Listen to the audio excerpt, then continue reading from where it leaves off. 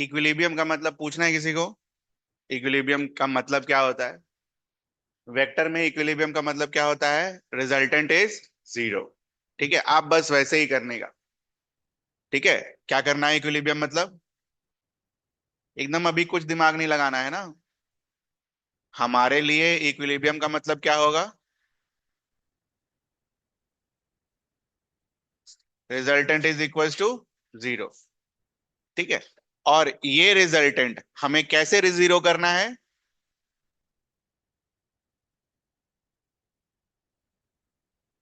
Individual components को लिखकर उसको जीरो। एग्जाम्पल क्या था? अगर हम किसी फोर्स वेक्टर को या किसी भी वेक्टर को अगर तीन डायरेक्शन में लिख दें, लिख कितने डायरेक्शन में सकते हैं बेटा? इनफाइनाइट। लेकिन लिखते कितने डायरेक्शन में है? तीन। तो इंडिविजुअली इनको, इनको और इनको क्या करना होगा?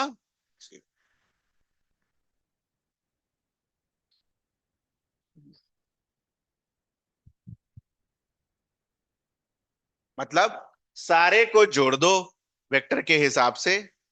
सारे को जोड़ने के बाद जो तुम्हारा आई वाला आएगा, जे वाला आएगा और के वाला आएगा, तीनों को इंडिविजुअली इक्वल टू जीरो करना होता है। उसे हम क्या बुलाते हैं? इक्विलिब्रियम। और भी अगर आगे आएगा तो देखा जाएगा। तो ये क्वेश्चन मैंने दिया था। तो इसको क्वेश्चन को करने के दो तरीके हैं। पहला तरीका जो सिंपल है, मतलब जो हम सीखते हैं, कोऑर्डिनेट एक्सिस ऐसा मान लो। ठीक है बच्चा, एंगल वगैरह लिख लो। ठीक है, तो ये 45 डिग्री है, ये 90 डिग्री है, तो तीनों एंगल का सम कितना होगा? 180 डिग्री। तो 90, 45, 135। अच्छा, ये 45 कैसे लिखाया? ये कितना होगा? 90 डिग्री। और टोटल 135 है, 135 में से 90 घटा दोगे तो कितना आएगा? 45। ये 45, ये भी 45, और जैसे आप कॉस साइन करते वैसे करके लिख लो। ठीक है, तो इसको अगर ऐसे करते तो कैसे करते? F1 कॉस 45 आई कैप प्लस F1 साइन 45 जे कैप। दोनों तरीके से कर दूंगा अभी। इसको क्या लिखते हैं आप? F2 cos 45 minus I cap plus F2 sine 45 plus J cap. और लास्ट वाले को क्या लिखते हैं बेटा? √2 माइनस जे कैप। तो अगर आप एक्स वाई एक्सिस ऐसा लेते तो इस तरीके से आपका इक्वेशन आता। और आपको क्या करना था? आई आई को कलेक्ट करना था। तो आई और आई को कलेक्ट करोगे तो क्या आएगा यहां पर? F1 cos 45 minus F2 cos 45। जे वाले को कलेक्ट करो, F1 sin 45, F2 sin 45, और ये -10√2 जेटा।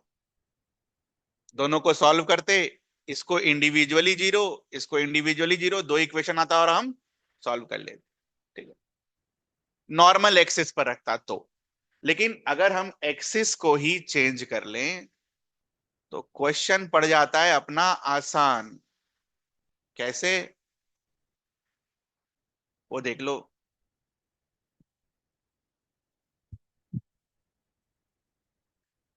मान लो ये हम अपना एक्स एक्सिस मान लें और ये वाई एक्सिस मान लें, तो बेटा इनको दोनों को तोड़ने की जरूरत नहीं है ना। F1 वेक्टर को क्या लिखोगे आप?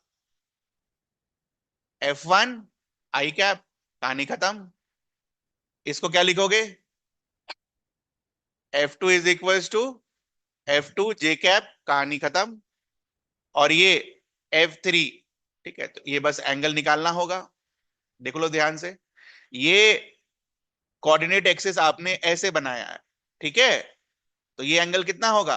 90 डिग्री। बचा हुआ एंगल कितना होगा? 45। तो 10√2 cos 45। ये मैच कर लो अगर आपने ऐसे बनाया है तो। और डायरेक्शन क्या है बच्चा?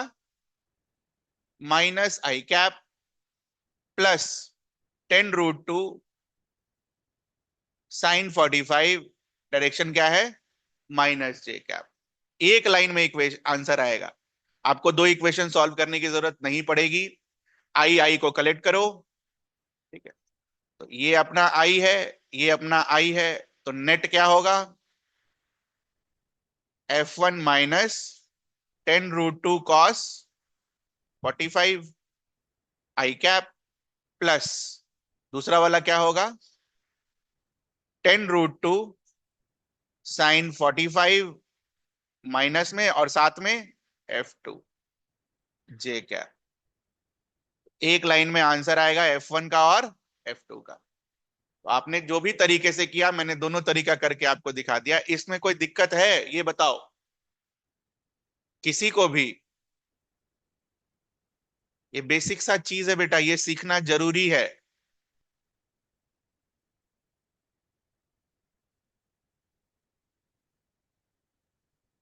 और यहां तक हम तभी लिख पाएंगे जब हम पीछे के सारे कुछ पढ़ चुके होंगे तब। ठीक है, एक दिन में नहीं होगा। मैंने बहुत चार पांच चीजें को कराकर, धीरे धीरे कराकर आपके दिमाग में ये सारी डालने की कोशिश करी है। ठीक है, तो नॉर्मल जगहों पर वेक्टर यहीं खत्म हो जाता है। ठीक है, बट मेरे पास नहीं होता खत्म, मैंने कहा इसके बाद शुरू होता है। ठीक है, एप्लीकेशन में हमने एक एप्लीकेशन देखा इक्विलिब्रियम का, और हमने याद कर लिया वो एप्लीकेशन क्या है। सारे फोर्सेस को वेक्टरली जोड़ो और इंडिविजुअली एक्स वाला, वाई वाला और जेड वाला को इक्वेट कर दो जीरो से। ये हमने लर्न किया और ये दिमाग में सेट कर लेना। सेकंड, वेरी इंपॉर्टेंट, पूरा फिजिक्स इस पर टिका हुआ है।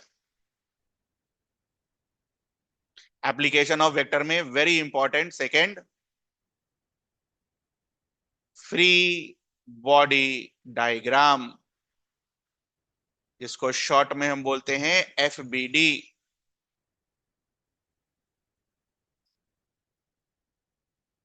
तो जितना तवज्जो से हम FBD बनाना यहाँ पर सीखेंगे अगले दो तीन चार क्लास में, उतना वैसा कहीं नहीं होने वाला है, ये ध्यान रखिएगा। तो आप देख लीजिएगा FBD बढ़िया से सीखिएगा, क्योंकि यही है फिजिक्स। What is FBD? लिखिए, what is FBD?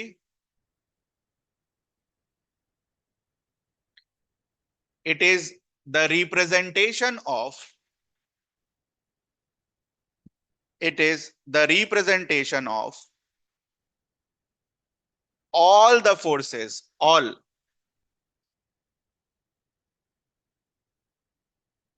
it is the representation of all the forces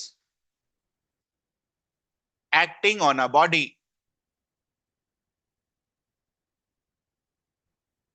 मुझे अभी भी याद है जब मुझे पढ़ाया गया था ये, 20 मिनट में FBD बताया था, 20 मिनट। रिप्रेजेंटेशन ऑफ, 20 दिन लगा उसको समझने में। Representation of all the forces acting on a body.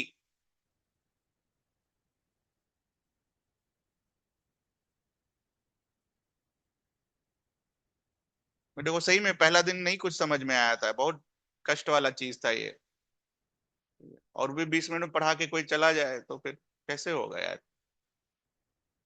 But मैंने क्या किया, उन्हें नोट्स लिखा और उसको 15-20 दिन खुद से पढ़ा, किताब से पढ़ा, हो गया। होंगी ऐसी आपके में भी टाइम, वो करना होगा आप। Representation of all the forces acting on a body. दूसरा लिखो, हाउ इट इज ड्रॉन, कैसे हम बनाते हैं। अच्छा, ये ऑल द फोर्सेस को डब्बे में बंद करिएगा। कैसे हम बनाते हैं? तो while drawing FBD,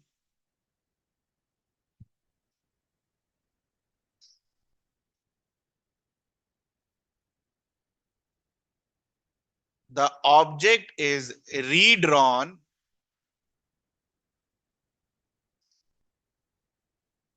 again and all the forces acting on it is shown vectorially, vectorially। What is the meaning of this? सारे फोर्सेस को हम डायरेक्शन के साथ शो करते हैं, लिख लो हिंदी में। सारे फोर्सेस को हम डायरेक्शन के साथ शो करते हैं।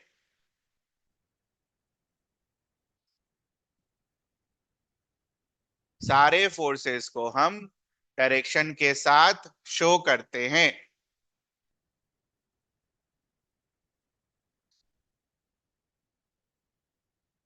ठीक है। अब बात आती है सारे फोर्सेस की। तो एक बॉडी पर अलग अलग तरीके के फोर्सेस लग सकते हैं, है ना? तो अलग अलग तरीके के फोर्सेस को पहले हम पढ़ेंगे और ये देखेंगे कि उसको हम वेक्टरली कैसे रिप्रेजेंट करते हैं। और फिर फाइनली जब सारे फोर्सेस हम कर लेंगे, उसके बाद आप मान लो आपके ऑब्जेक्ट के ऊपर तीन तरीके का फोर्स लग रहा है, जैसे भी मैं बोल रहा हूं, जैसे एक फोर्स वेट का, एक नॉर्मल रिएक्शन का, एक टेंशन का। तो अभी मैं आपको बोल दूं नॉर्मल रिएक्शन, टेंशन और वेट, ये तो ये समझ में नहीं आएगा। तो एक एक करके हम सारा फोर्स देखेंगे और उसका वेक्टर डायग्राम कैसे बनाते हैं उसके लिए पॉइंट्स लिखेंगे। ठीक है, तो लिखिए फोर्सेस।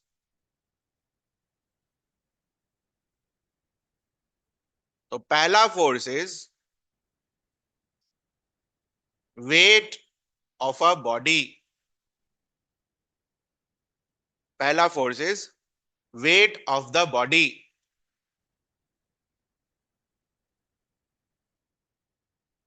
तो क्लास 9 के नॉलेज से we have learn that mass और वेट दोनों अलग अलग होता है ना? तो mass is given by m, और क्लास 9 के नॉलेज से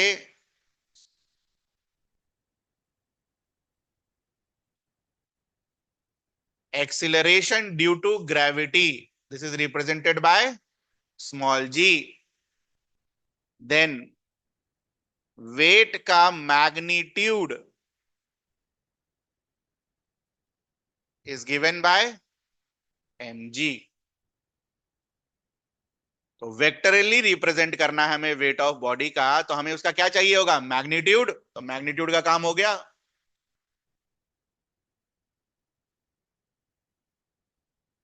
और दूसरा क्या चाहिए? डायरेक्शन। डायरेक्शन क्या है? It will always act in downward direction.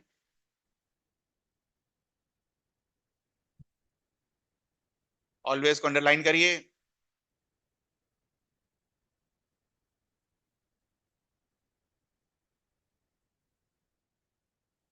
It will always act in downward direction.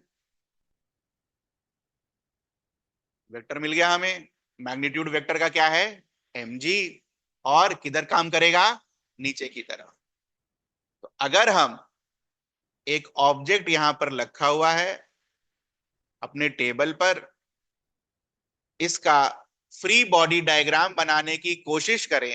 ठीक है, देखो अभी इस फ्री बॉडी डायग्राम में नॉर्मल रिएक्शन भी आएगा, बट अभी हम वो नहीं बना रहे। हम किसको अभी रिप्रेजेंट करना सीख रहे हैं?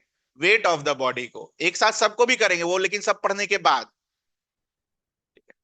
तो if I want to represent the weight of a body, तो हम क्या करेंगे? पहला स्टेटमेंट पढ़ो फ्री बॉडी डायग्राम का। while drawing FBD the object is redrawn, only the object is redrawn, तो redraw करिए।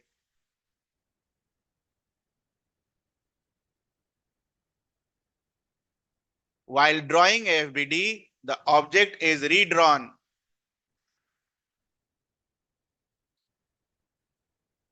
उसके बाद क्या बोलता है?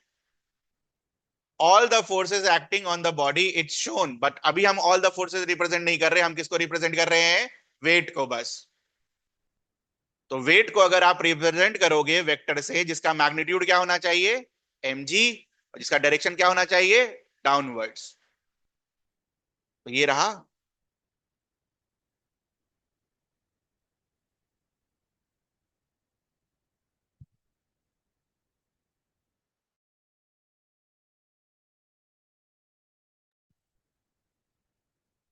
यह रखा हुआ सब उठा लीजिएगा, देख लीजिएगा कौन सा चलता है कौन सा नहीं। बोरा बोरा सब उठा लीजिए।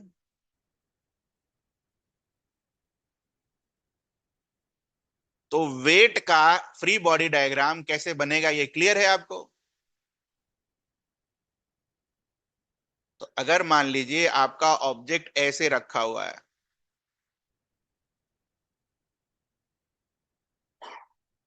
इस ऑब्जेक्ट का वेट के लिए फ्री बॉडी डायग्राम बना सकते हैं आप? बनाइए।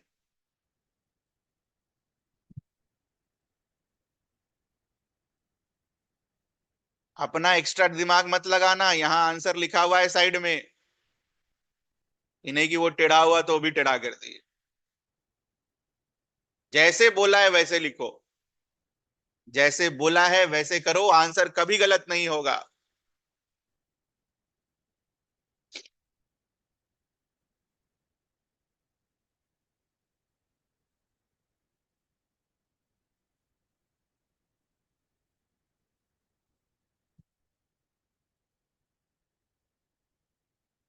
डन। तो इस ऑब्जेक्ट को हम बनाएंगे ऐसे, ऑब्जेक्ट तो टेढ़ा ही बनेगा, बट जब वेट लिखोगे तो weight will be always what, टेढ़ा थोड़ी कर दोगे, डाउनवर्ड डायरेक्शन हमेशा यही रहेगा। तो this will be your M G. Object जैसा है वैसा बनाना है, और फोर्स इस डब्बे के हिसाब से बनाना है। ये समझ में आया आपको? मैंने इसको कहीं चेंज नहीं किया, आप देख रहे हो वेट का मैग्नीट्यूड mg लिखा हुआ है, always act in downward direction. तो ऑलवेज एक्ट इन डाउनवर्ड, कैसा भी ऑब्जेक्ट हो हमेशा किधर लगेगा, माइनस जे कैप, है ना, माइनस जे कैप है ना नीचे वाला डायरेक्शन। ये है वेक्टर का एप्लीकेशन, है ना, पहला फोर्स। ये सब याद करना है ना, रटना है।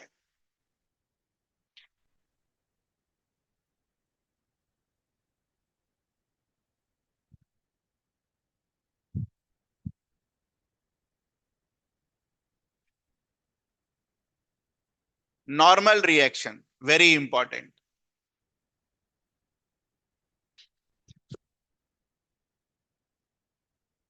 पहले होता क्या है, when two bodies are in contact,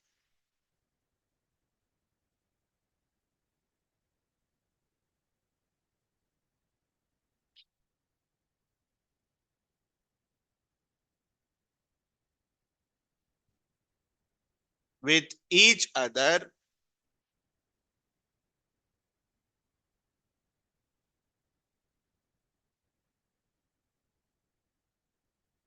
they apply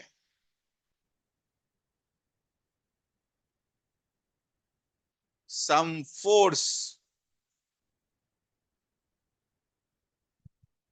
ठीक है, क्लास 8 में फोर्स कितने तरीके का पढ़ा था, फोर्स का डेफिनेशन क्या था, what was the definition of force, push और अब पुल। तो ये नॉर्मल रिएक्शन किस तरीके का फोर्स होता है, पुश वाला, लिखो इसको अंडरलाइन करने का।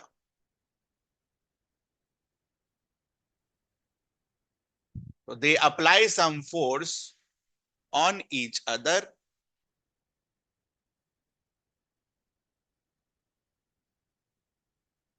This force is called normal reaction.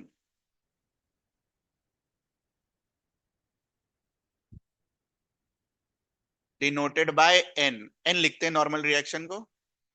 एक से ज्यादा नॉर्मल रिएक्शन होगा तो क्या लिखोगे, N1 N2।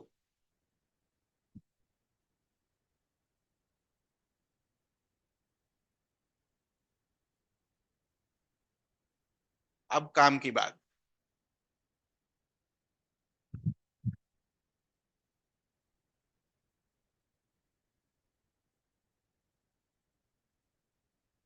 Normal reaction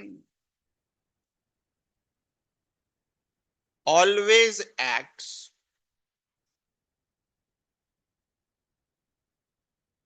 towards the body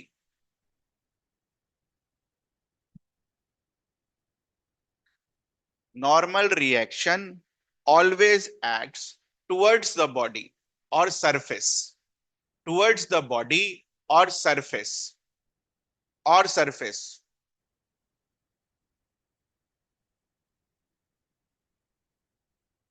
common sense भी है।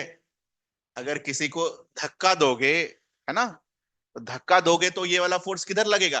Towards the body. दिख रहा है ये? दिखना भी चाहिए।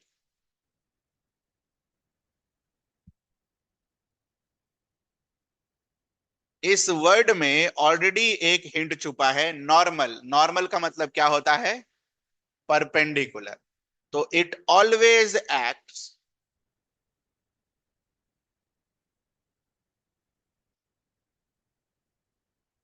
Perpendicular to the surface.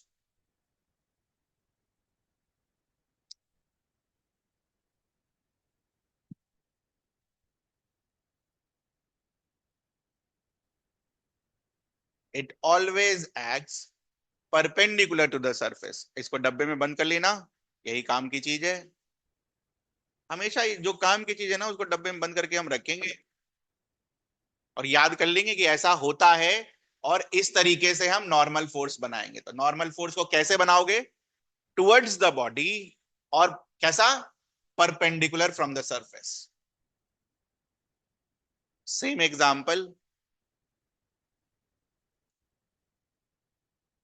घबराना नहीं है, सब बनेगा बेटा, ऐसा नहीं है। ये बनेगा तो पूरा फिजिक्स आसान होगा।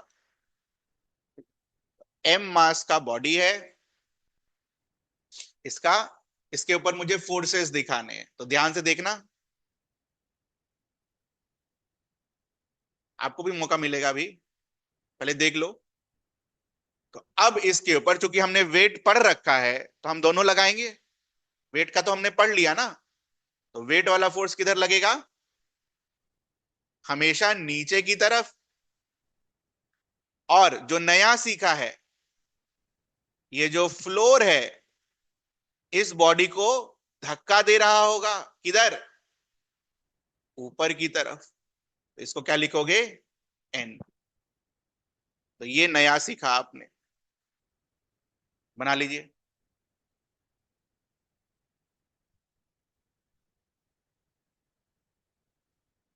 कैसे वहां पर एन बना दिया?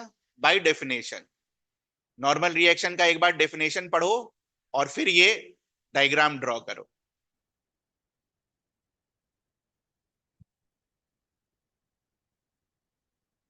तो नॉर्मल रिएक्शन क्या बोलता है? पहले तो ये फोर्स कब आएगा? पढ़ो पहला line. When the two bodies are in what? Contact. हर जगह थोड़ी ना आएगा। मान लो ये हवा में है, तो बेंच जो है, इसके ऊपर नॉर्मल फोर्स तो नहीं लगाएगा ना? क्यों नहीं लगाएगा? क्योंकि कांटेक्ट में नहीं है। तो वो देखना है कि जब बॉडीज कांटेक्ट में होंगी, तब नॉर्मल रिएक्शन आएगा। समझ में आया ये चीज? और उसके बाद आपको नॉर्मल रिएक्शन बनाना है। कैसे बनाना है? Towards the body and perpendicular from the surface. ठीक है? अच्छा।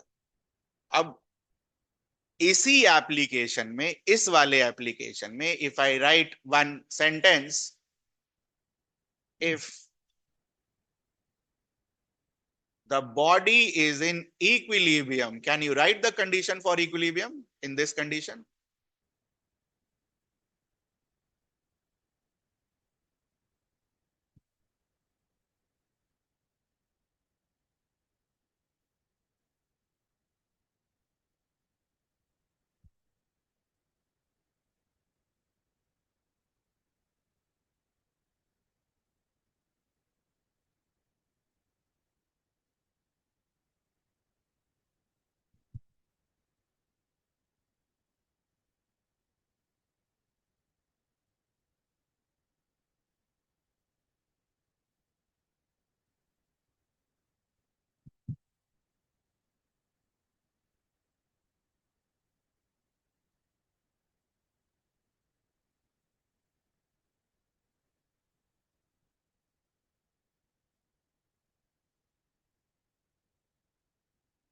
तरीके से लिखना यार, शुरू का चीज है। शुरू में हम बंक नहीं मारेंगे। शुरू में हम वैसे करेंगे जैसे हमने लर्न किया है। तो दोनों जे कैप है।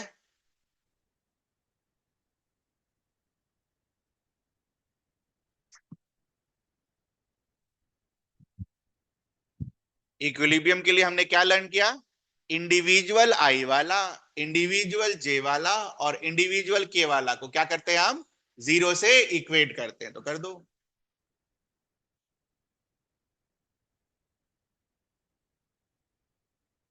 जब हम बहुत पढ़ लिख लेंगे, ठीक है, तो हम डायरेक्ट लिखेंगे N equals to M G, but अभी नहीं लिखना है। वो इसलिए नहीं लिखना है कि जब फोर्स आपको सिखाया जाएगा, प्रॉपर फोर्स डायनेमिक्स में force equals to mass into acceleration, वहां तो आप N equals to M G नहीं लिख पाएंगे। ठीक है, तो तरीके से सीखिए लिखना।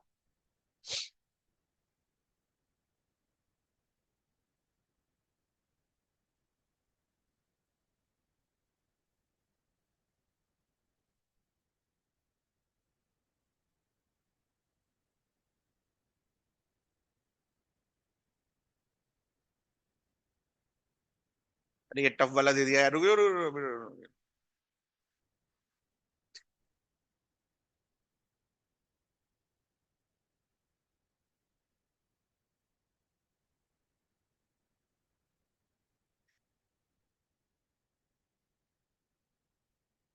टच कर रहा है तीनों पॉइंट्स पर।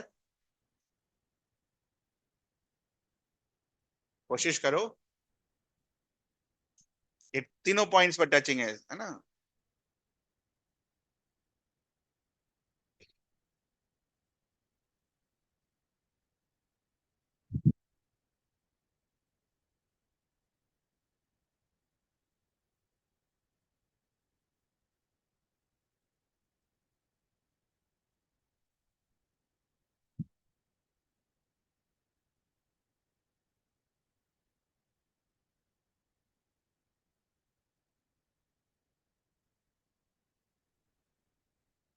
20 मिनट हो गया पढ़ाते हुए एफबीडी।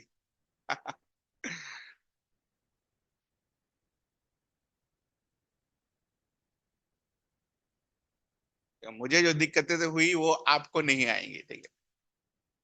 बड़ा फ्रस्ट्रेशन होता है यार। अब बच्चा सब भी वैसा ही, नहीं समझ में आ रहा है तो भी बोल रहा है कि हाँ आ गया।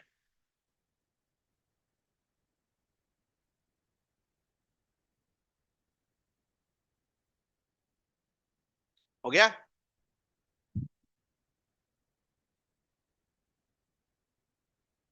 तो एमजी का तो फोर्स नो डाउट सभी ने नीचे बनाया होगा। अच्छा, नॉर्मल रिएक्शन के लिए हमने क्या सीखा? When the bodies is in contact. कितनी जगह पर कांटेक्ट पर है? तीन जगहों पर। वन, टू और थ्री। तो तीन जगह पर क्या आएगा? नॉर्मल रिएक्शन, ठीक है। What will be the direction of normal reaction? Towards the body. एक, दो, तीन, मैच करो।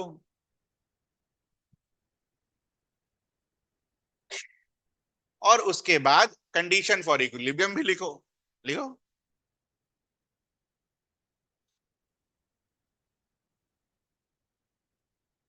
ऐसे ही करते करते आप F equals to M A लिखना सीख जाएंगे, इक्विलिब्रियम लिखते लिखते। तरीके से लिखना बस।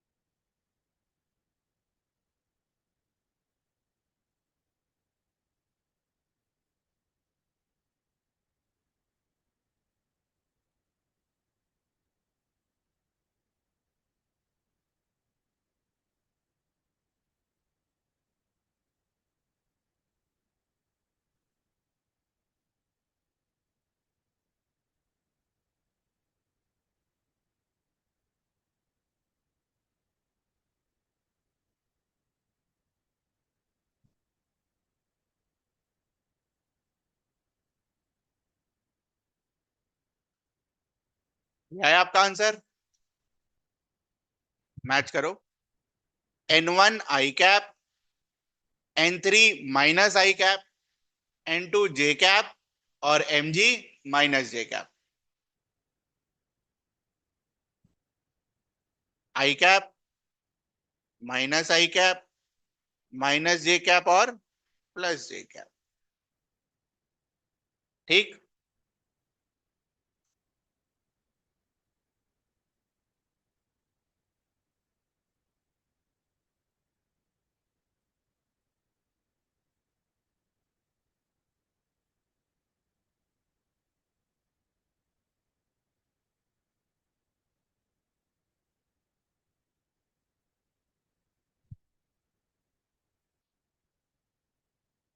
बहुत परेशान करेगा ये।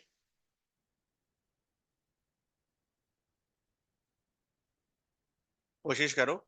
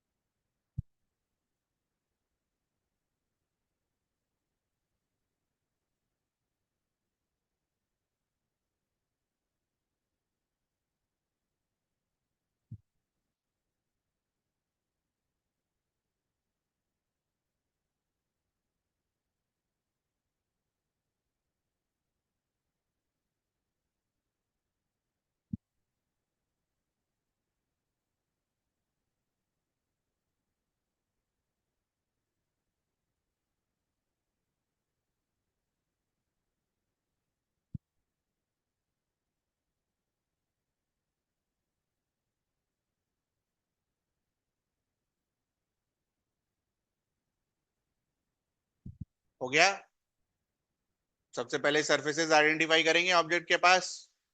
पहला वाला ऑब्जेक्ट, पहला वाला ऑब्जेक्ट के पास ये वाला सरफेस है, इससे ये कांटेक्ट में है।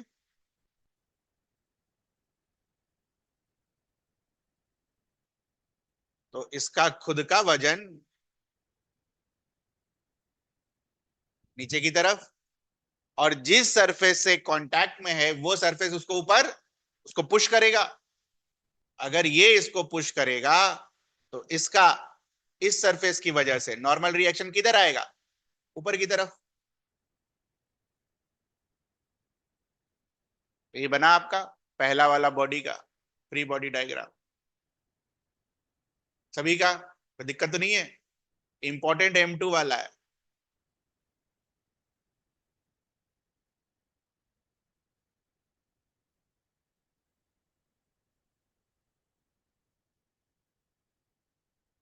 ये बनाकर हम पहले खुश हो जाएंगे कि वेट वाला तो हमारा हमेशा सही हो जाए कम से कम। नाउ M2 के लिए कितने सरफेसेस हैं? दो। एक ये रहा और एक ये रहा। तो ऊपर वाला सरफेस नीचे की तरफ धक्का देगा और नीचे वाला सरफेस ऊपर की तरफ धक्का देगा। तो चूंकि दूसरा वाला सरफेस अलग है तो यहां पर आप क्या लिखोगे? N2। और यहां क्या लिखेंगे हम? यहां क्या लिखेंगे? क्यों लिखेंगे N1? हाँ, नहीं, N1 क्यों लिखेंगे? इसका लॉजिक है। हाँ, न्यूटन के थर्ड लॉ से N1 लिखेंगे। सरफेस अगर किसी को धक्का दे रहा होगा तो सरफेस के ऊपर भी क्या लग रहा होगा? धक्का। तो ये N1 क्यों आया? न्यूटन के थर्ड लॉ से। तो वहां पर ऐसे करके मार्क करके लिख लेना। यहां N1 और यहां N1 हमने क्यों सेम लिखा?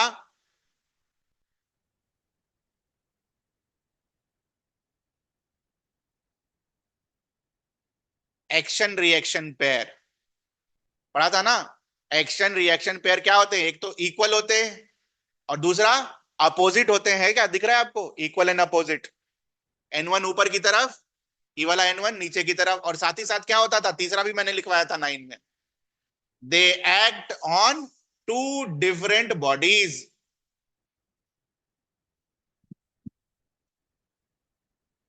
ये है third law, equal opposite two different bodies.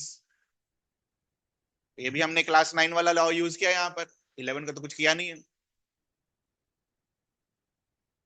Now, can you write the condition for equilibrium of both the bodies? Please do it.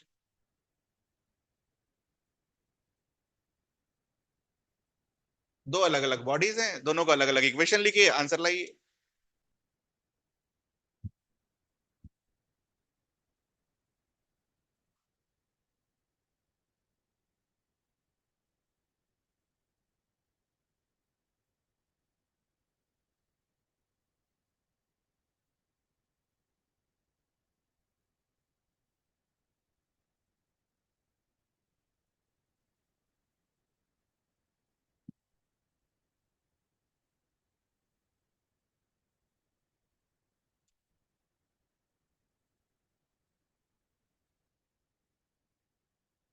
अगले 2 3 4 क्लास में यही सब करने वाले हैं हम, है ना, वेक्टर का फ्री बॉडी डायग्राम वाला एप्लीकेशन।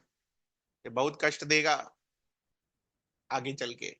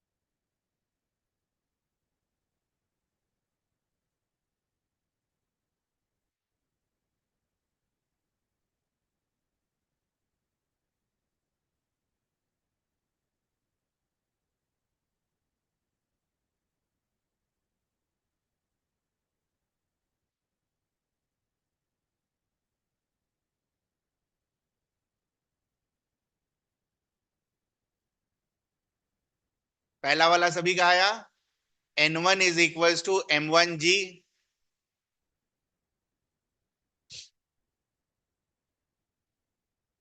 दूसरा वाला,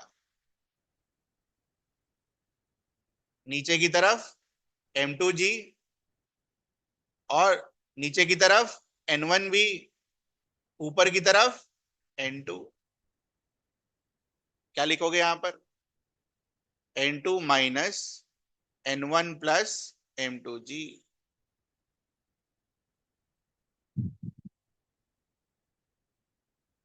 N2 का वैल्यू क्या आएगा? N1 प्लस M2G, और N1 का वैल्यू क्या है तो बेटा M1G, पुट कर दो, N2 मिल जाएगा फ्रॉम फर्स्ट इक्वेशन।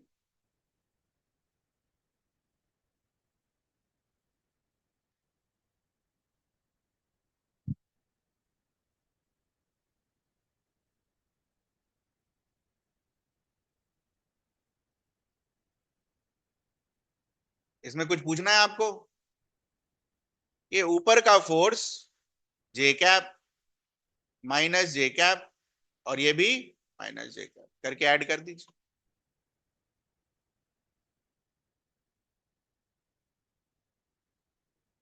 एग्जाम्पल 4।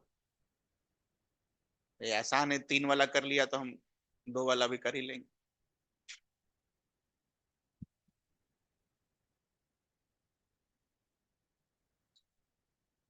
करिए।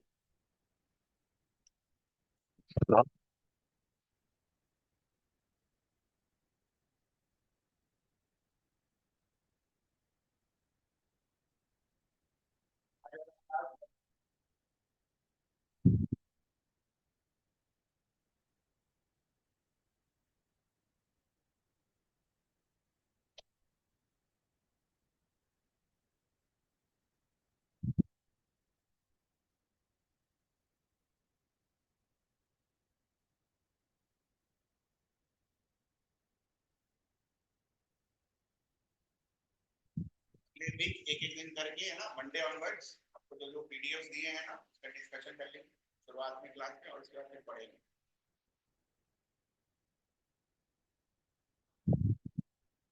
ऑर्डर में, जिस ऑर्डर में मैंने होमवर्क दिया था उसी ऑर्डर में करेंगे। अब लेट कर देंगे तो फिर बहुत लेट हो जा रहा है, पता हो गया तो।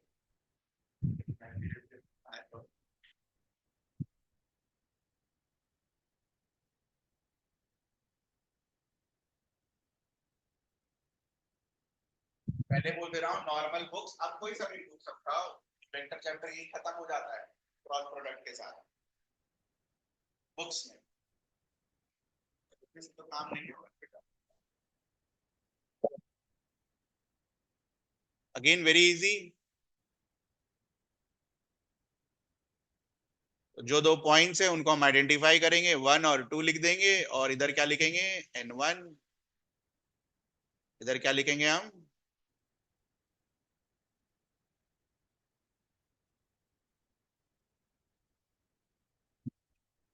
अब इसके लिए मैं आपको इक्विलिब्रियम का इक्वेशन नहीं लिखने दूंगा, बिकॉज अभी फ्रिक्शन वगैरह हमने पढ़ा नहीं। एक इधर भी आएगा ऐसे फ्रिक्शन, इधर भी फ्रिक्शन आएगा, तो इसलिए नहीं लिखने देंगे, इसके लिए नहीं लिखना है।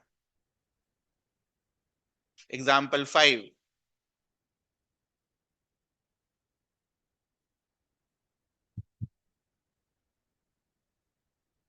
ये सारे एग्जाम्पल याद रखना, क्योंकि यही सब सवाल में भी आएगा इसी तरीके का, कभी स्फीयर देगा, कभी ब्लॉक देगा, कभी रॉड देगा। तो this is a rod of mass m, और ये आपका दीवाल है ना, ये जमीन है नीचे वाला, और ये साइड वाला दीवाल है, this is wall, and this is this floor. इसका एफबीडी बनाइए।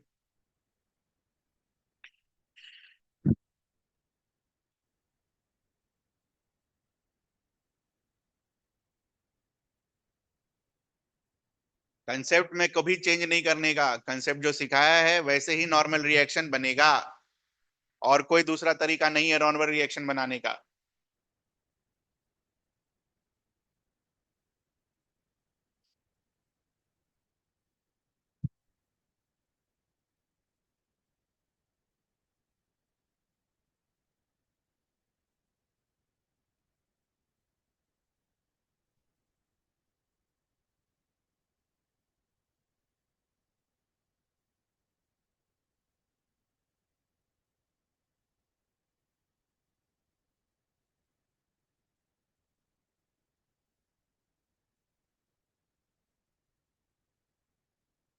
डन।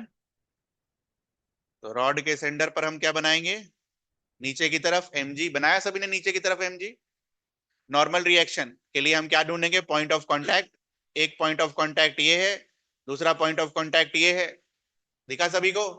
अच्छा, पॉइंट ऑफ कांटेक्ट से नॉर्मल रिएक्शन कैसे बनता है, push away from the surface, मतलब सरफेस से अवे और टुवर्ड्स द बॉडी, और कैसा, परपेंडिकुलर। ये वाला पर दूसरा वाला परपेंडिकुलर देखना,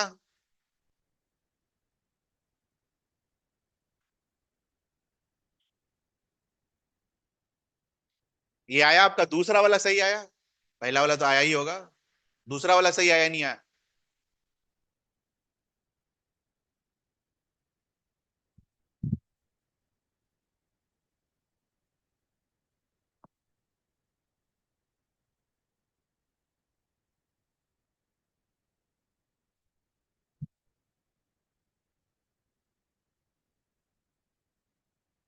एग्जाम्पल नंबर 6 में हम पहले एफबीडी नहीं बनाएंगे, आपको इंक्लाइंड प्लेन पर mg को कैसे तोड़ना है वो सिखा रहे हैं, एफबीडी नहीं सिखा रहे आप, ठीक है।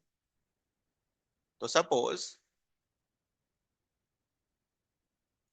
This is your inclined plane theta, और इस पे तुम्हारा ऑब्जेक्ट रखा है, ठीक है, m मास का। तो अगर हम इस पर वेट का एफबीडी बनाए, सिर्फ वेट का, नॉर्मल रिएक्शन बाद बनाएंगे, तो वो नीचे की तरफ होगा बेटा। क्वेश्चन ये है, can you right it's component like this, very important example, star लगा लेना। ये भी जीवन तबाह करेगा। 5-10 बार 15 बार बनाओगे तो याद हो जाएगा कंपोनेंट कैसे आता है। पहला बार डिफिकल्ट होता है। क्या आप mg का कंपोनेंट इन दो डायरेक्शन में तोड़कर लिख सकते हो?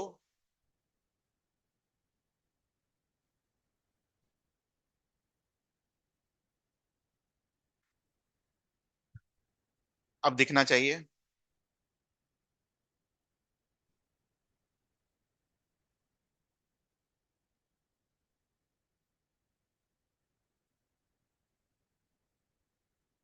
मैथ से पहले तो, पहले आपको mg का कंपोनेंट के लिए क्या सिखाया है? या तो ये चाहिए होगा, या तो ये चाहिए होगा, तभी गिराओगे और परपेंडिकुलर बनाओगे। तो पहले मैथ्स है, पहले मैथ से मुझे एंगल बताओ क्या आएगा।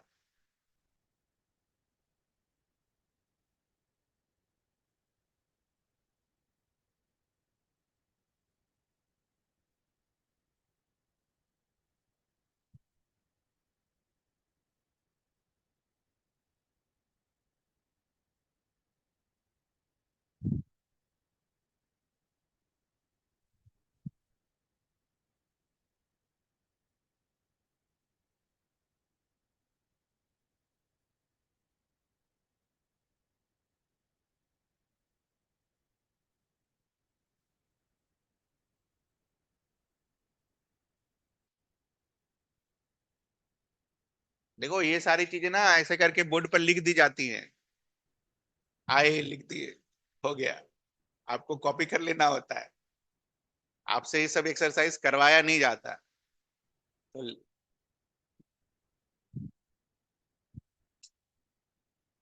हो गया। तो हम कोशिश करते हैं। कोशिश जब हम कोशिश करेंगे तो हमें क्या पता है, ये वेट वाला फोर्स तो नीचे की तरफ ऐड करेगा डाउनवर्ड। इसका मतलब ये वाला एंगल कितना होगा? 90 डिग्री। ये 90 डिग्री, ये थीटा, तो ये क्या होगा? 90 - थीटा। अच्छा, ये 90 - थीटा है। मुझे ये एक्सिस चाहिए इसके परपेंडिकुलर। तो ये 90 - थीटा है, तो ये क्या होगा? थीटा। क्यों होगा थीटा? क्योंकि इसका सम, पहले एक्स मान लो यार, एक्स प्लस 90 - थीटा का सम कितना आना है? 90 डिग्री। एक्सिस है परपेंडिकुलर, ये दोनों परपेंडिकुलर है ना, ये यहां पर। एक्स का वैल्यू क्या आएगा? थीटा। यही काम की चीज है। और यही एकदम याद करके रखना है। 4-5 बार करोगे, कर लेना इसको जरूर। जरूर घर पर प्रैक्टिस करना है इसको। अब तोड़कर बताओ। अब तो आसान है।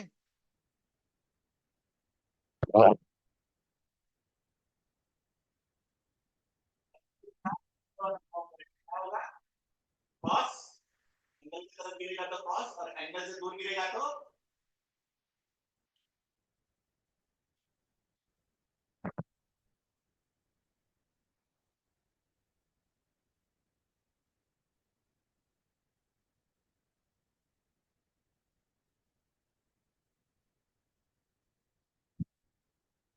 ये रटा हुआ होना चाहिए ना।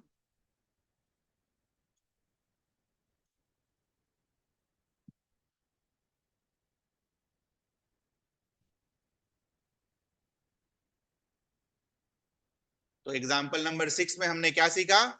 अगर कोई ऑब्जेक्ट इंक्लाइंड प्लेन पर है, इंक्लाइंड प्लेन का एंगल अगर थीटा दे रखा है, तो उसके mg को हम कैसे दो परपेंडिकुलर डायरेक्शन में तोड़ सकते हैं। तो एक डायरेक्शन क्या है?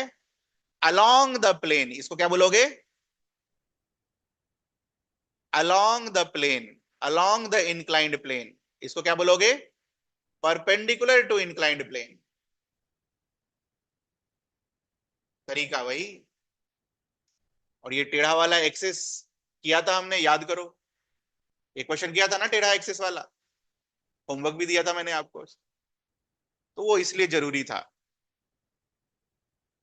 और हर जगह सवाल आपके ऐसे ही रहेंगे, ये टेढ़े वाले ही। एग्जाम्पल 7, वही इंक्लाइंड प्लेन है, वही एंगल थीटा है। और इस बार आपको इसका एफबीडी बनाना है, बनाइए।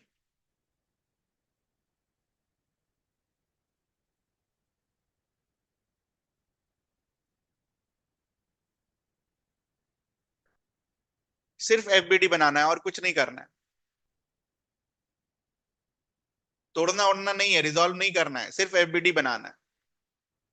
इस मास का एफबीडी बनाना है बस।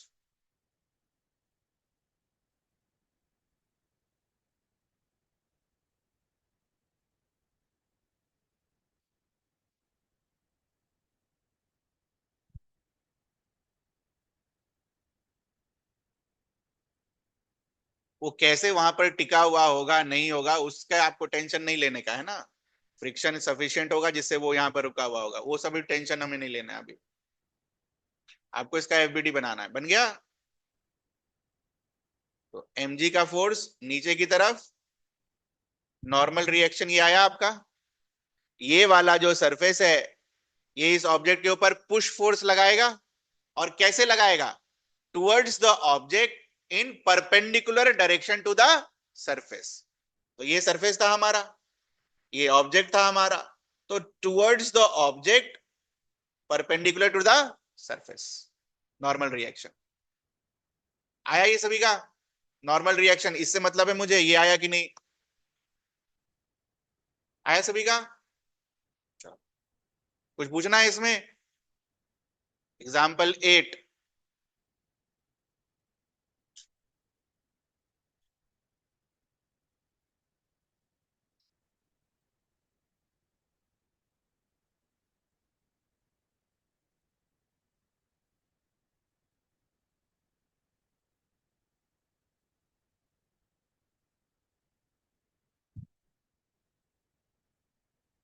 बनाओ इसका एफबीडी।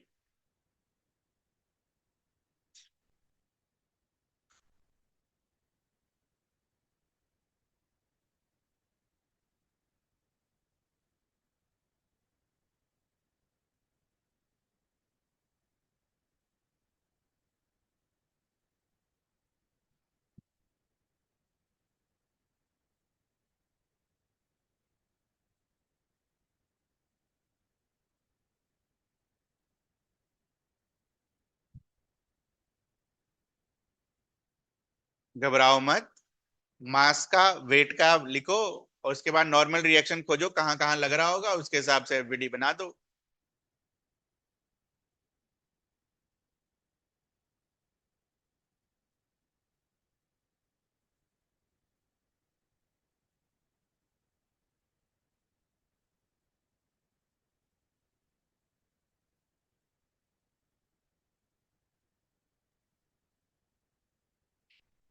मैच करो।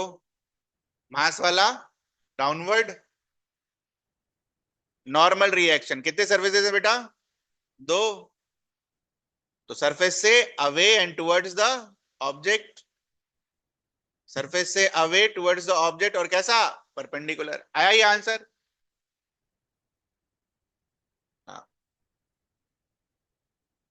Right. Condition for equilibrium, mg को तोड़ो और कंडीशन लिखो इक्विलिब्रियम का।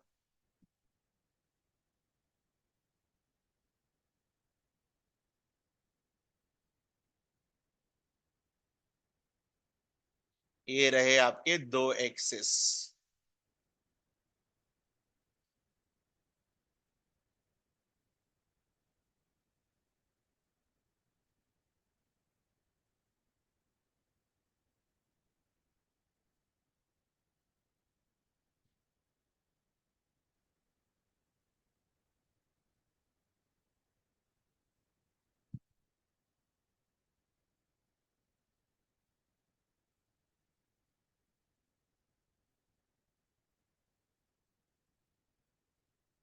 देखो पीछे पलट के देखो कैसे तोड़ा था mg को।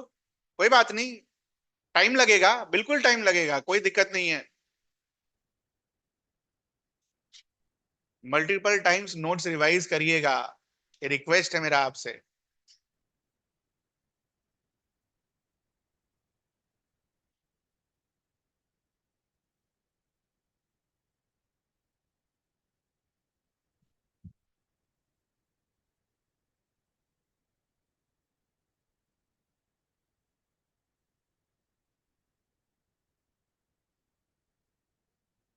Take your time and do it.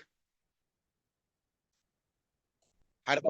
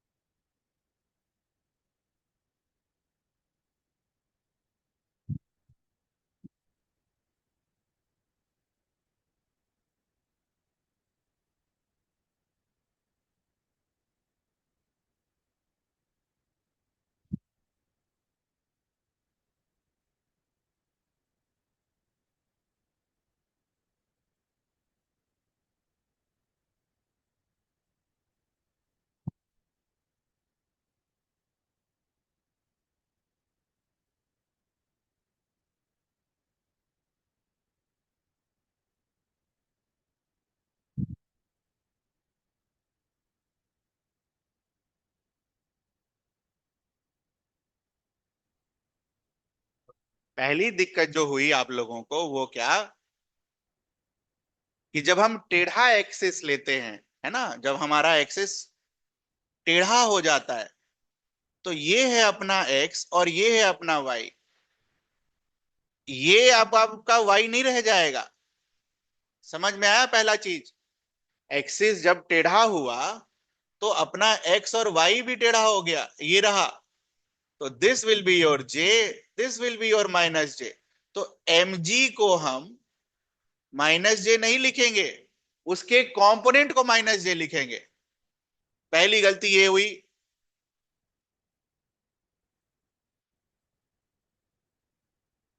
दूसरी गलती क्या हुई? ठीक है, वो तो होना भी था कि ये कंपोनेंट को आप रिजॉल्व नहीं कर पाए एम जी को।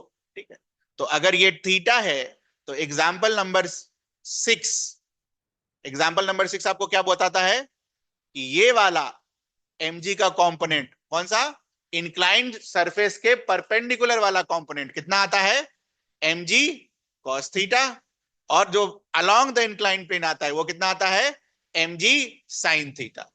ये गलती हुई।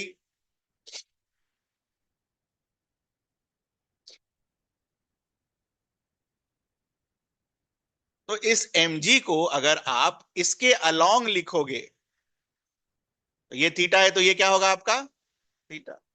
तो mg will be what, mg cos theta, और इधर वाला mg क्या होगा, mg sin थीटा। अब मुझे बताओ आई कैप में कौन कौन से फोर्सेस है। N2 दिख रहा है सभी को, हाँ, तो N2 क्या लिखा हुआ है, N2 आई कैप।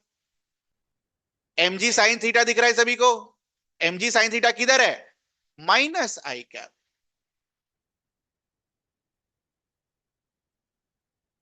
ये आया आपका। जे कैप में फोर्स खुद से लिखकर बताओ सब।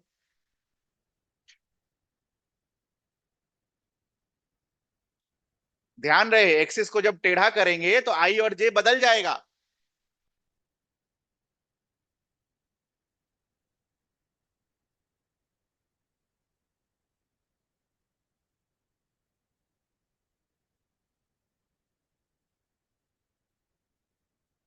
N1 किधर है बेटा, प्लस जे कैप की तरफ, दिख रहा होगा सभी को।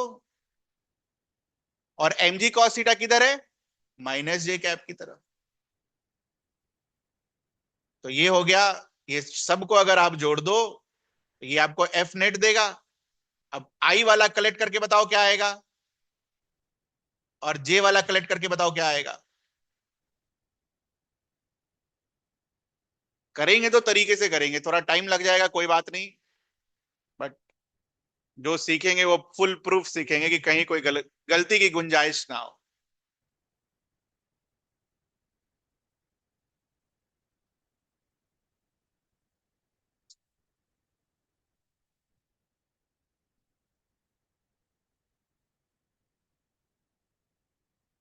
पहली बार में ये सही में टफ माना जाता है, ठीक है, इसमें कोई डाउट नहीं है। कंपोनेंट वेक्टर लेना और उसको इस पर लिखना इस फर्स्ट टाइम, बट इसके बाद ये क्वेश्चन करने के बाद अब दिक्कत नहीं आना चाहिए।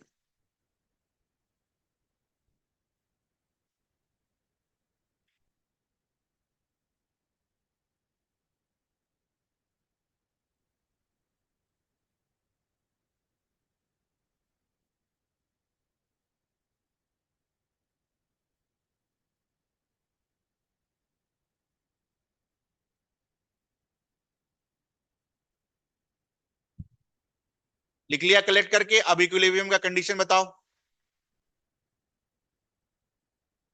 इक्विलिब्रियम होने के लिए कंडीशन बताओ।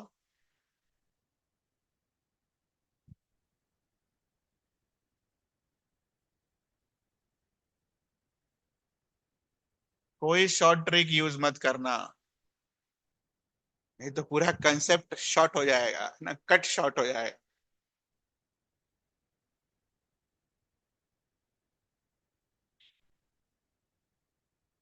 और मैं ये जानबूझ के आपको ऐसे लिखवा रहा हूं, N2 minus M G, N1 minus M G, वो मैं डायरेक्ट नहीं लिख रहा हूं। एक फोर्स ऊपर है एक फोर्स नीचे है, दोनों को बराबर लिख दो। वो आसान तरीका होता मेरे लिए आपको बोलना कि, है ना, एक फोर्स अगर ऊपर है एक फोर्स अगर नीचे है, तो दोनों अगर इक्विलिब्रियम में तो क्या होगा, दोनों आपस में इक्वल होंगे। वो आसान तरीका है लिखने का। लेकिन आगे जब F equals to M A लिखा जाएगा, तब वहां ये सब वैलिड नहीं होगा। वैलिड यही वाला होगा जो लिखा रहा है यहां पर। वहां बस जीरो के जगह मास इंटू एक्सिलरेशन लिखेंगे, जीरो के जगह मास इंटू एक्सिलरेशन लिखेंगे। इसीलिए मैं वो इक्वल टू करके नहीं दे रहा। हर चीज के पीछे लॉजिक है। N2 का वैल्यू क्या आएगा, mg साइन थीटा। N1 का वैल्यू क्या आएगा, mg कॉस थीटा। ये सही में टफ है, इसमें कोई डाउट नहीं है। तो यहां पर नॉर्मल रिएक्शन को हम एंड करेंगे और हम आगे बढ़ेंगे। नेक्स्ट फोर्स लिखो।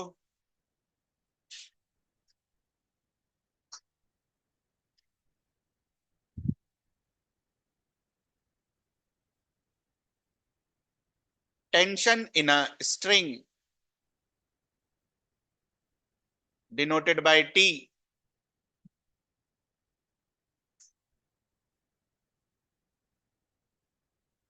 definition.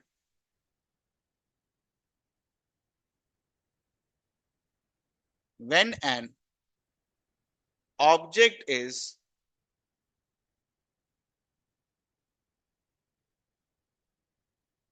pulled by a string,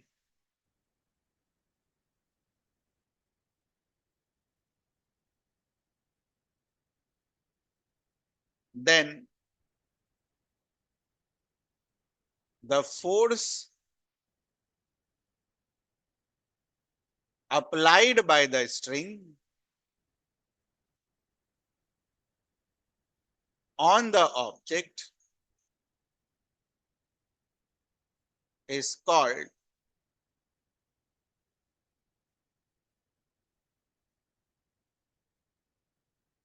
tensional force.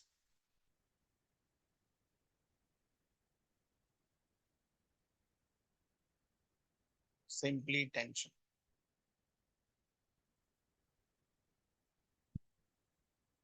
Pulled को अंडरलाइन करिएगा,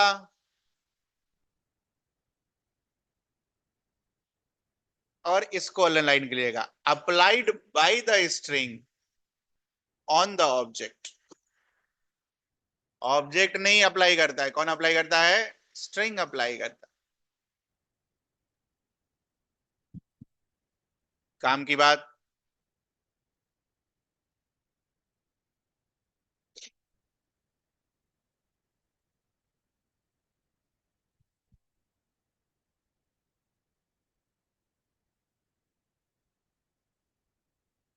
Tension is a pulling force, therefore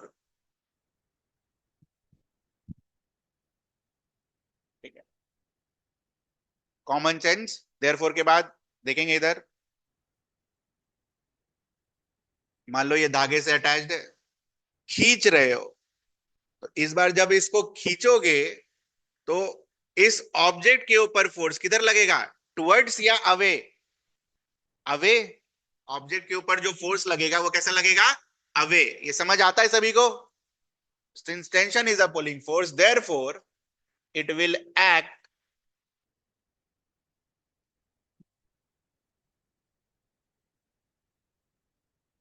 away from the body. तो ये अवे फ्रॉम द बॉडी आपको टेंशन का डायरेक्शन बता रहा है.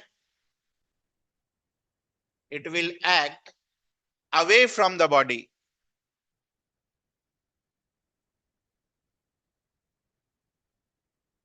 Second,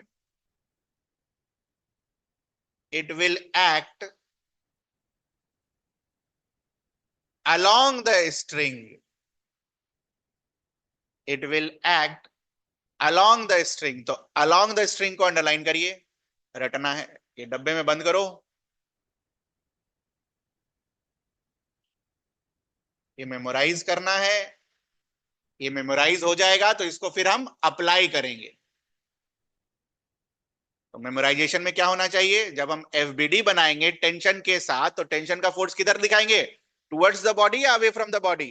away from the body. और अवे फ्रॉम द बॉडी भी कैसे? स्ट्रिंग के अलोंग. एग्जांपल लिखो पहले.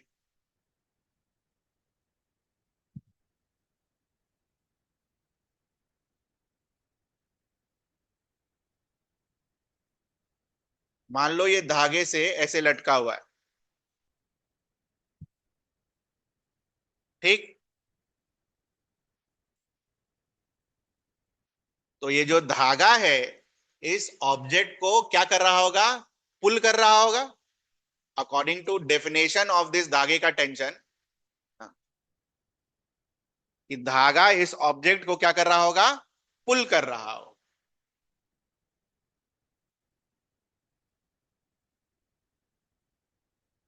तो धागा अगर पुल कर रहा होगा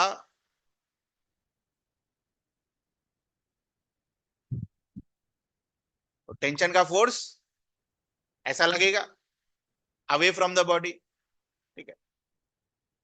इसके अलावा तो मैंने आपको कुछ लिखा है नहीं. तो अवे फ्रॉम द बॉडी तो ये भी हो सकता था. 90 डिग्री तो मैंने बोला नहीं आपको. नॉर्मल रिएक्शन की तरह। अवे फ्रॉम द बॉडी ये भी हो सकता था, है ना, ये भी तो सब अवे फ्रॉम द बॉडी है, बट ये वाला क्यों चूज करेंगे, बोलो।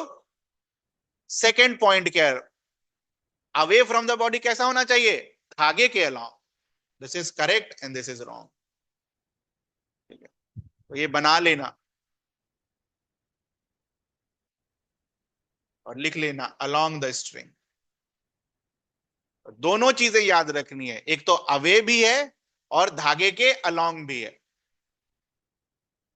बाकी तो हमें पता ही है, नीचे mg का फोर्स लगेगा। ठीक है, इसका इक्विलिब्रियम का कंडीशन लिख दो।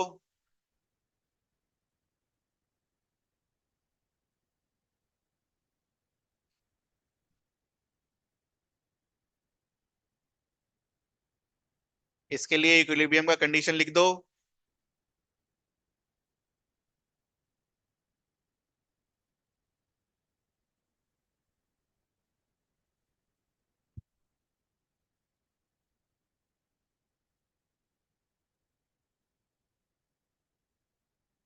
टेंशन का force is J cap, mg का force is minus J cap, net T minus mg।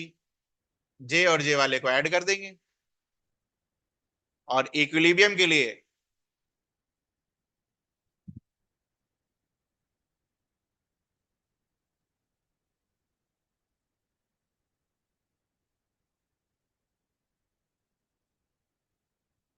I answer.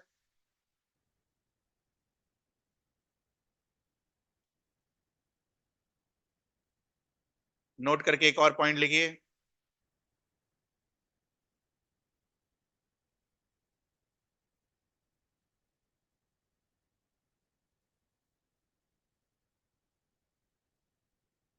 धागा अगर ढीला हुआ कोई फोर्स नहीं होगा।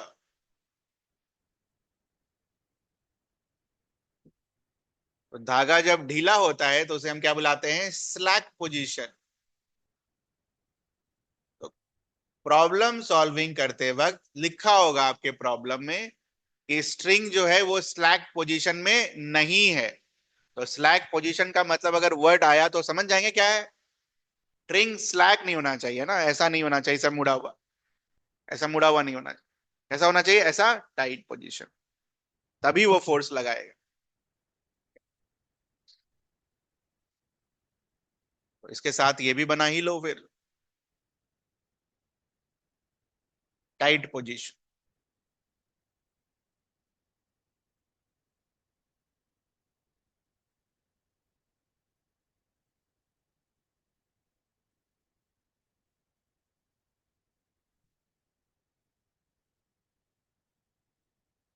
String will apply some force on object.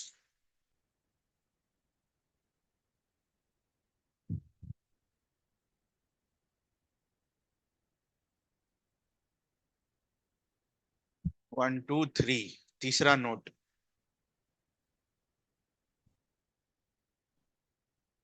Very important note.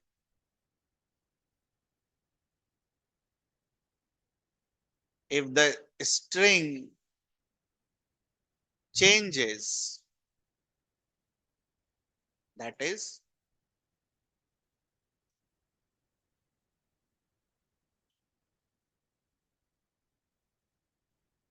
then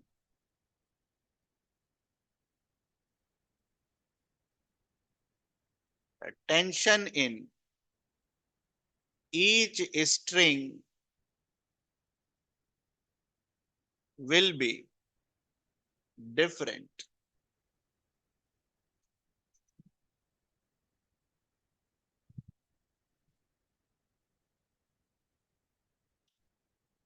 तो जितना धागा उतना अलग अलग टेंशन। दो धागा है तो T1 T2, है ना, दो सरफेसेस था तो क्या था, N1 N2, नॉर्मल रिएक्शन में था ना। तीन सरफेसेस था तो N1 N2 और N3। वैसे ही दो धागा है तो N1 N2, तीन धागा है तो N1 N, दो धागा है तो T1 T2, तीन धागा है तो T1 T2 T3। एग्जाम्पल लिखो इसका। ये सब याद करने वाला चीज है, ध्यान रखना। ये सब मेमोराइजेशन वाला पोर्शन है, सब याद रहना चाहिए, तब जाके प्रॉब्लम सॉल्व होगा डायनेमिक्स में।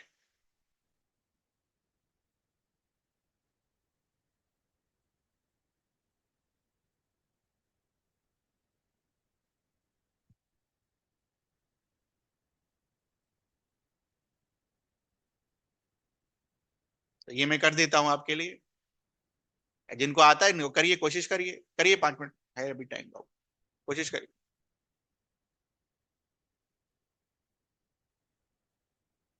पहले आप नीचे वाले का लिखेंगे, नीचे वाले का, दिस वन, M1 का लिखेंगे आप। इसको स्ट्रिंग 1 मानेंगे, इसको स्ट्रिंग 2 मानेंगे। पहले M1 का लिखिए, जो आसान है वो पहले।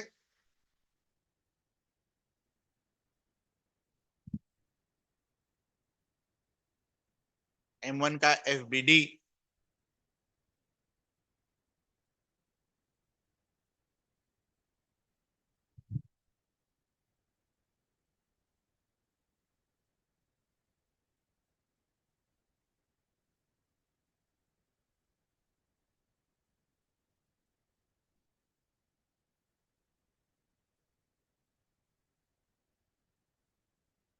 M1 सबका सही आया?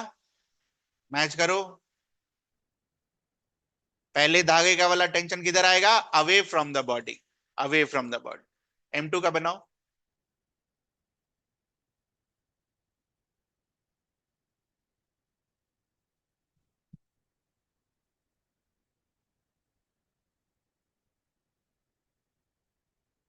ये सब चीजें ना, मतलब मुझे ऐसा लगता है वो केमिस्ट्री, केमिस्ट्री और मैथ्स के साथ ये सब चीज दिमाग में नहीं जाता है, जब सब साथ में चल रहा होता है। ये सब चीज शुरू में ही पढ़ लेना होता है अलग से, और उसके बाद जब आपको अलग से काइनेमेटिक्स डायनेमिक्स सब पढ़ाया जाएगा, तब आपके दिमाग में ये सब चीज घुसेगा। अभी से इसको याद करना होता है, प्रैक्टिस करना होता है। तो M2 के लिए एक धागा ऊपर तो T2, एक धागा नीचे T1, और एक अपने मास का वजन M2G। ये आया आपका। इसके लिए कंडीशन लिखिए इक्विलिब्रियम का, इसके लिए कंडीशन लिखिए इक्विलिब्रियम का, और कंडीशन लिखने के बाद T2 का वैल्यू निकालिए। पहले कंडीशन लिखिए।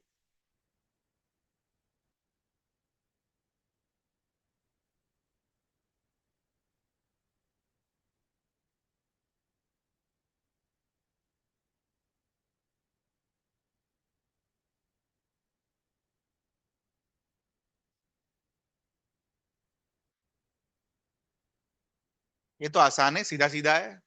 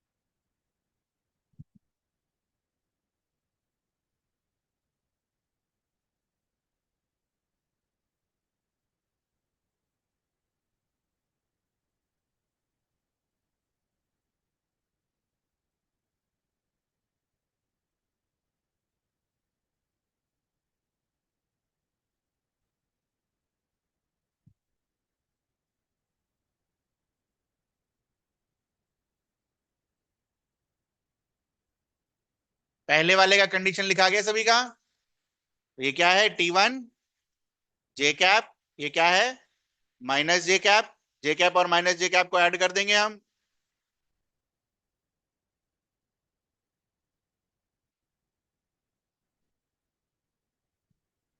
और इसको जब आप 0 से इक्वेट करेगा तो T1 का वैल्यू किसके बराबर आएगा? m1g।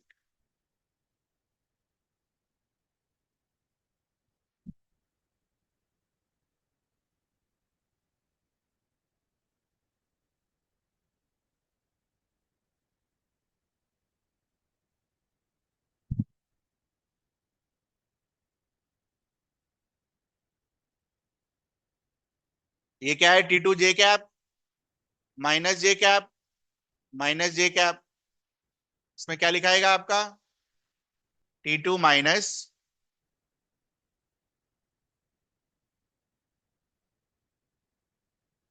ये आया। तो इसको इक्वेट कर दीजिए 0 से।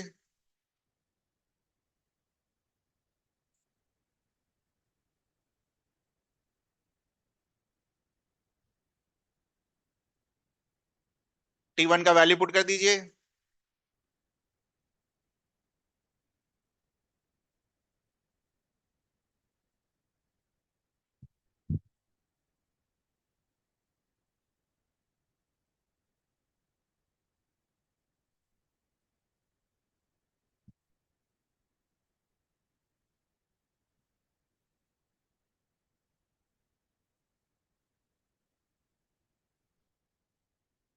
कुछ पूछना है आपको इसमें, कोई ऐसा लाइन जो नहीं समझ में आया हो? होमवर्क का क्वेश्चन लिखिए एक।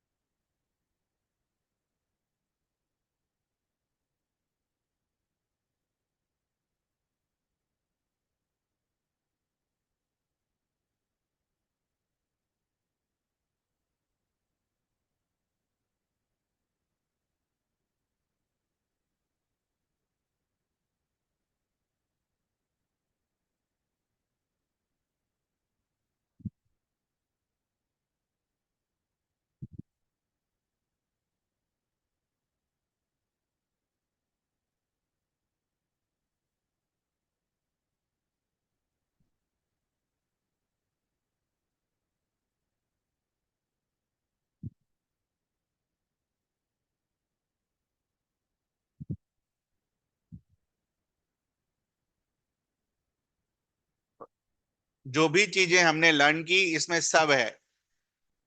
mg को कैसे लिखते हैं, mg को कैसे रिजॉल्व करते हैं, टेंशन का फोर्स कैसे लिखते हैं, नॉर्मल रिएक्शन कैसे लिखते हैं, इक्विलिब्रियम कैसे लिखते हैं, सब है। जो भी आपने पढ़ा है सब है इसमें। ढंग से बनाना और आंसर सही लेकर आना, ठीक है। जा सकते हो आप। कुछ पूछना है किसी को तो आप पूछ सकते हो, ओके। कोई लाइन नहीं समझ में आया हो, परेशान होके जाओगे तब तो हो गया, खत्म, खेल खत्म।